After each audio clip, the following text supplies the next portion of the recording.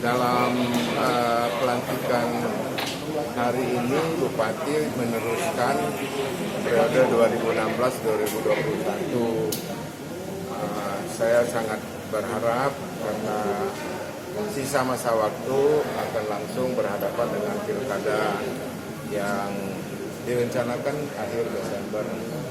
Tetapi menyongsong proses itu, kita kan sedang dalam suasana duka tentang COVID-19.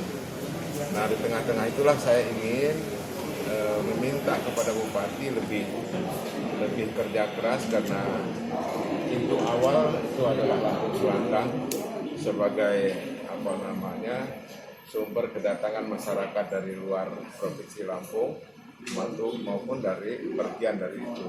Nah, ini sumber potensi ini yang sangat berbahaya, dan kita harapkan ekstra keras Bupati bisa menjalankan seperti yang kita harapkan, dan seperti yang sudah kita buktikan bahwa pada hari ini kita masih dalam posisi provinsi yang terhindar dari segala masalah-masalah, karena peningkatan penyembuhan terbukti bertambah, meninggal masih dalam posisi 5 orang walaupun ODP-nya meningkat. Saya kira itu. Ini kan pertahanan juga, mungkin warning. Nah, jadi saya ingin pada para bupati, wali kota, termasuk provinsi, agar memberikan bantuan itu yang memang sudah tercatat baik dari BPS maupun dari Dukcapil, masyarakat yang kategori miskin yang memerlukan, yang sehari-hari dia berada di sini. Jadi prioritasnya adalah masyarakat yang memang sedang membutuhkan dan masyarakat yang berada di sini.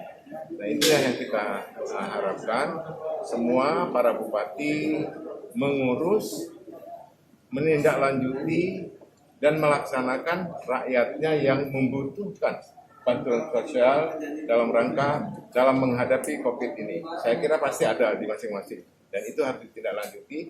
Kita membackup, kita membantu juga mana yang perlu kita prioritaskan. Saya kira itu. Ya. Terima kasih Pak Ibu.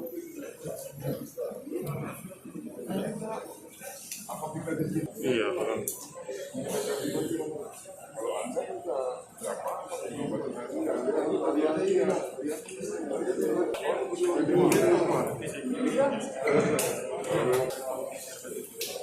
Di mana di sini?